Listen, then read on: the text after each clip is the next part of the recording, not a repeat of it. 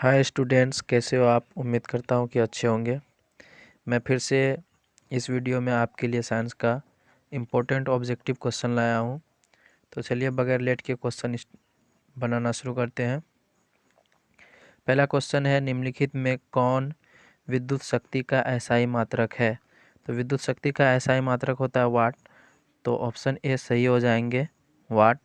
फिर आगे है, विद्युत परिपथ में विद्युत धारा को मापने के लिए निम्नलिखित में किस युक्ति का उपयोग होता है। तो विद्युत परिपथ में विद्युत धारा को मापने के लिए एमीटर का उपयोग होता है। तो ऑप्शन सी सही हो जाएंगे यहाँ, एमीटर। फिर आगे है, निम्नलिखित में से कौन विद्युत का सबसे अच्छा चालक है। चांदी, लोहा, रबर, नाइक्रोम। तो इनमें से ऑप्शन ए सही हो जाएंगे, चांदी, जो विद्युत का एक अच्छा चालक है और इन चारों में से सबसे अच्छा चालक है। फिर आगे है, निम्नलिखित में कौन विद्युत का सुचालक है। Sulphur, chlorine, graphite, iodine. तो इनमें से सही हो जाएंगे ग्रेफाइट, जो विद्युत का सुचालक है। फिर आगे है, निम्नलिखित में से कौन विद्युत विभवांतर का एसआई मात्रक है। विभवांतर का एसआई मात्रक वोल्ट होता है। तो ऑप्शन ए सही हो जाएंगे, वोल्ट। फिर आगे है 6 नंबर में, किसी क्षण चुंबक के अंदर चुंबकीय क्षेत्र रेखाओं की दिशा क्या होती है। यहाँ क्षण चुंबक के अंदर चुंबक की रेखाओं की दिशा की बात किया जा रहा है। जैसे मान लिया जाए ये मेरा क्षण चुंबक है, ये एस पोल और ये एन पोल। तो चुंबकीय क्षेत्र रेखा इसके अंदर किधर जाती है। तो इसके अंदर एस पोल से एन पोल में जाता है। तो यहाँ पर ऑप्शन सही हो जाएंगे, एस पोल से एन पोल। तो यहाँ ऑप्शन है दक्षिण ध्रुव से उत्तर ध्रुव। तो यहाँ पर ऑप्शन बी सही हो जाएंगे, साउथ से नॉर्थ की ओर, मतलब दक्षिण ध्रुव से उत्तर ध्रुव की ओर। फिर आगे है,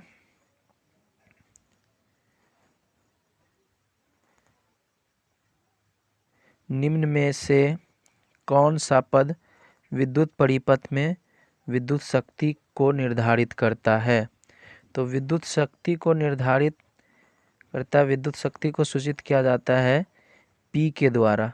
आपको पता होगा विद्युत शक्ति को निर्धारित किया जाता है पी के द्वारा, और जिसका सूत्र भी पढ़े होंगे आप।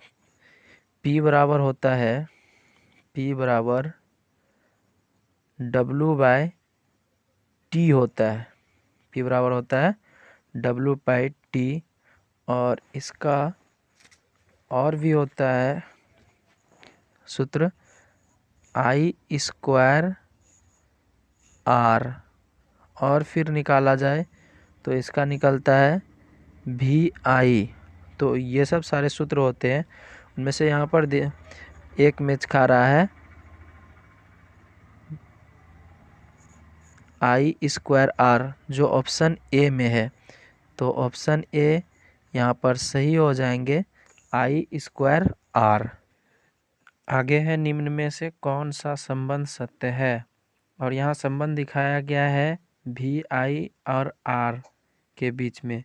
तो हम ओम के नियम से जानते हैं VI और R के बीच में कौन सा संबंध है। तो V बराबर IR, ये ऑप्शन सी में दिया हुआ है, इसलिए यहाँ ऑप्शन सी सही हो जाएगा।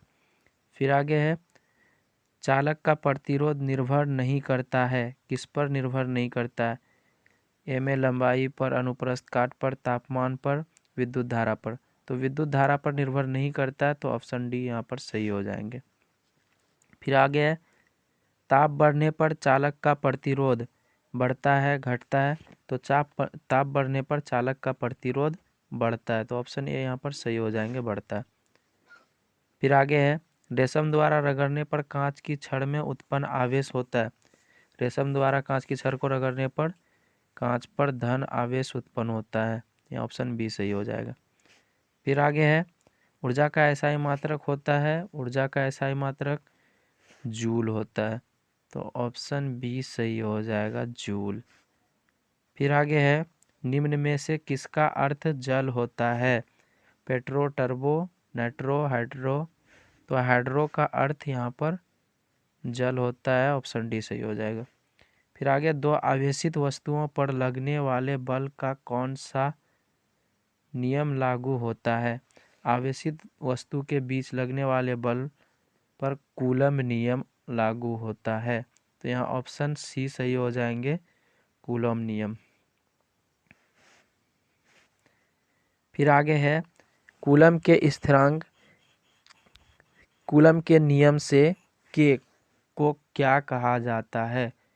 कूलम्ब के नियम से के को क्या कहा जाता है? आपको बताएं कि कूलम्ब का नियम क्या है।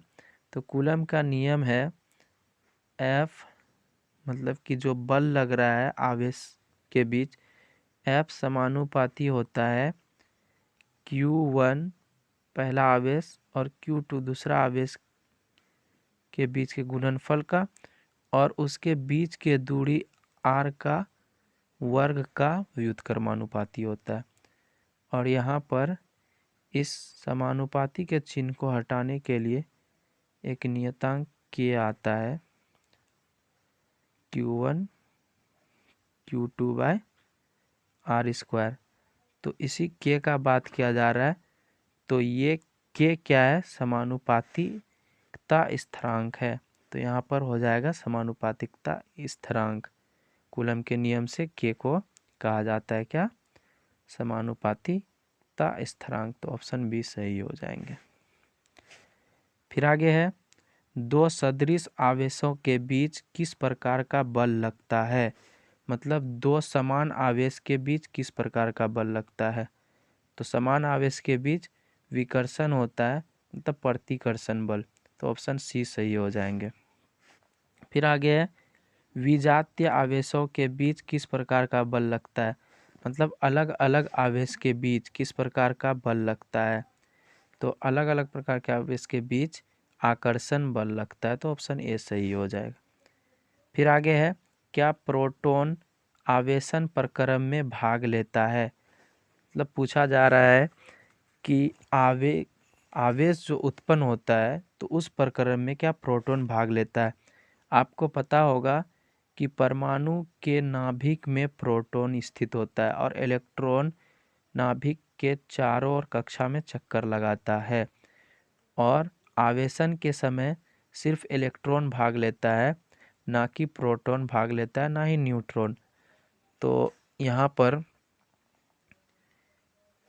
ऑप्शन में पूछा जा रहा है कि प्रोटॉन आवेशन प्रक्रम में भाग लेता है या नहीं, तो यहाँ हो जाएंगे सही ऑप्शन ए, प्रोटॉन आवेशन प्रक्रम में भाग नहीं लेता है।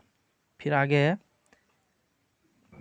दो वस्तुओं को आपस में रगड़ने पर जो इलेक्ट्रॉन का त्याग करता है वह हो जाता है, इलेक्ट्रॉन का त्याग करने वाला क्या होता है? धनावेशित होता है, तो ऑप्शन बी सही हो जाएंगे।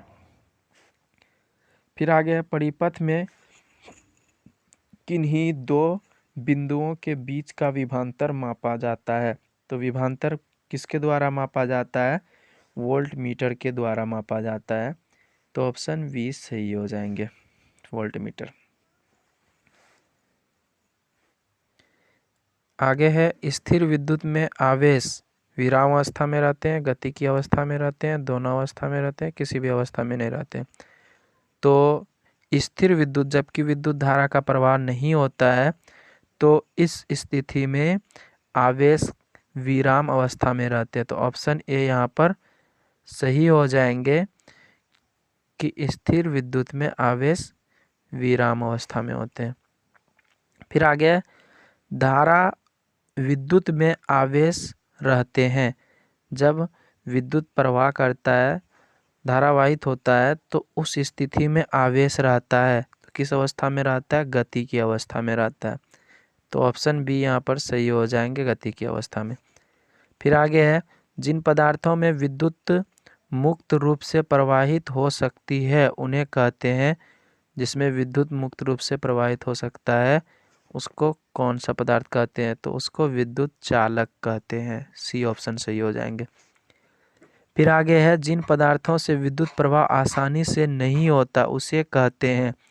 जिससे विद्युत प्रवाह आसानी से नहीं होता उसको कहते हैं विद्युत रोधी। तो ऑप्शन ए यहाँ पर सही हो जाएंगे। फिर आगे है, जो पदार्थ घर्षण द्वारा आसानी से आवेशित हो जाते हैं वे कहलाते हैं, वे विद्युत रोधी कहलाते हैं। तो ऑप्शन बी यहाँ पर सही हो जाएंगे। फिर आगे है, किसी स्रोत से सतत धारा उत्पन्न करने की सरल युक्ति है। किसके द्वारा सतत धारा प्राप्त होता है? तो वोल्टेज सेल, सूखा सेल, संचायक सेल। तो इनमें से कोई नहीं, तो इसमें सही हो जाएंगे ऑप्शन ए वोल्टेज सेल। फिर आगे है, विद्युत प्रवाह की दिशा मानी जाती है। विद्युत प्रवाह किस दिशा से किस दिशा में जाता है? धन टर्मिनल से ऋण या ऋण टर्मिनल से धन। तो विद्युत प्रवाह की दिशा होती है धन टर्मिनल से ऋण टर्मिनल की ओर। तो यहाँ पर ऑप्शन बी सही हो जाएंगे, धन टर्मिनल से ऋण टर्मिनल की ओर। फिर आगे है, एकांक समय में विद्युत आवेश के परिमाण के प्रवाह को क्या कहा जाता है? एकांक समय में आवेश के प्रवाह के दर को क्या कहा जाता है? विद्युत धारा कहा जाता है। ऑप्शन सी सही हो जाएंगे। फिर आगे है, आवेश का मात्रक होता है। आवेश का मात्रक क्या होता है? कूलम होता है। ये कूलम सही हो जाएंगे।